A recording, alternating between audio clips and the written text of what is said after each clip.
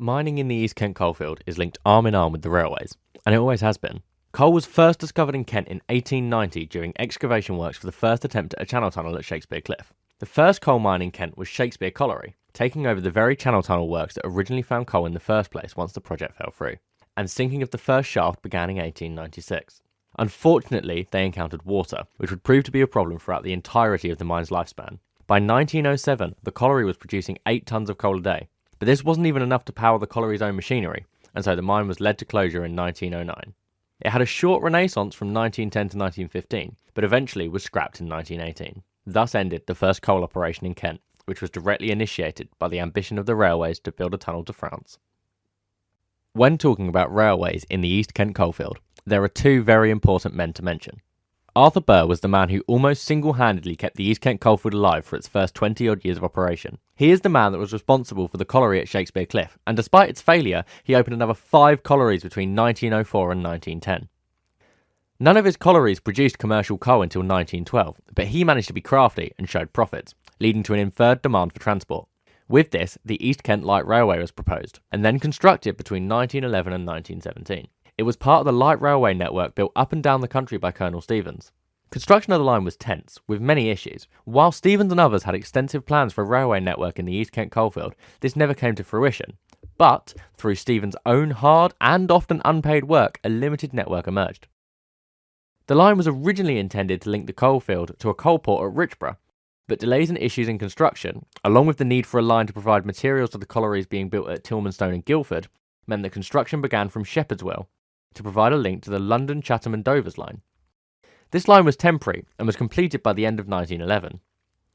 This led to a situation where railways were required to have collieries in the area at all, but railways needed the collieries to be there for them to survive the financial pressures they faced, leading them into a loop.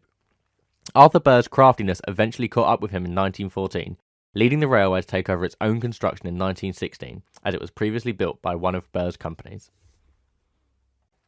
The East Kent Light Railway was never as successful as it was planned to be. The railway was connected to collieries at Wingham, Tilmanstone, Guildford and Widnesborough. Unfortunately, of the collieries that the line was connected to, only Tilmanstone was ever commercially successful.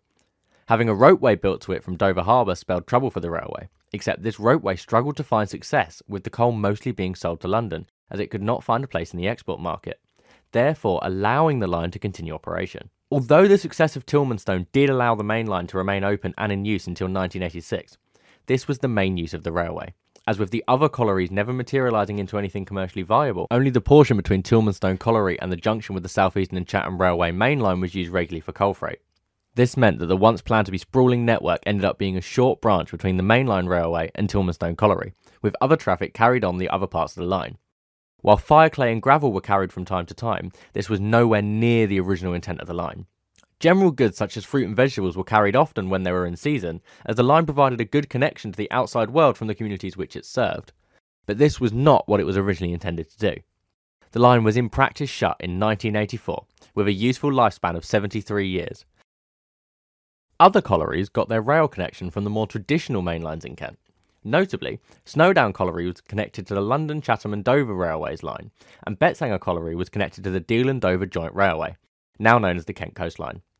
Betsanger's junction only faced towards London, with trains unable to make their way to Dover. In theory they could reverse, but they didn't do this in practice. This is further evidence that Kent Coal simply did not find a foreign export market. Railways were the main export method from each colliery, with the majority of their coal going via the lines. Without them, none of the collieries could ever reach financial viability. It was only in the final years of Betsanger Colliery that exports began to move significantly towards trucks. Even after their closure, the collieries maintain an impact on railways in Kent and beyond.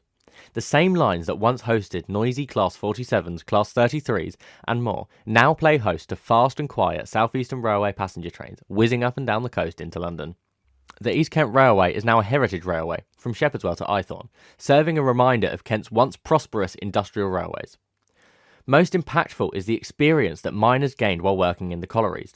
It was this experience that they took with them when many of the miners went to work on the Channel Tunnel after the closure of the last mines in Kent. The very same Channel Tunnel that we have today that takes high-speed trains to France carrying passengers and freight, one of Britain's major arteries. While it can be quite easy to forget, it's important that we remember the contribution of these former miners to the tunnel that keeps Britain competitive. And it's also important we remember the tunnel's history in discovering coal in Kent in the first place.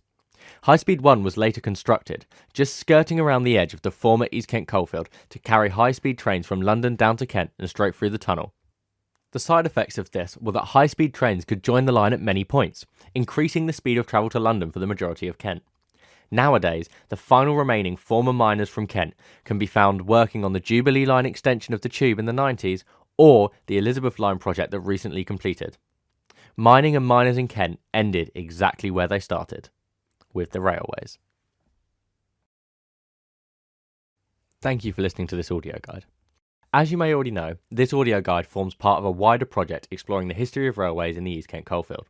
It was created by myself, a student studying with the Canterbury School of Visual Arts at Canterbury College. Our client for this project was Betsanger Country Park and the Kent Mining Museum, but it is important to note that everything stated here comes from my own research, not theirs. Thank you for listening, and enjoy the rest of your day.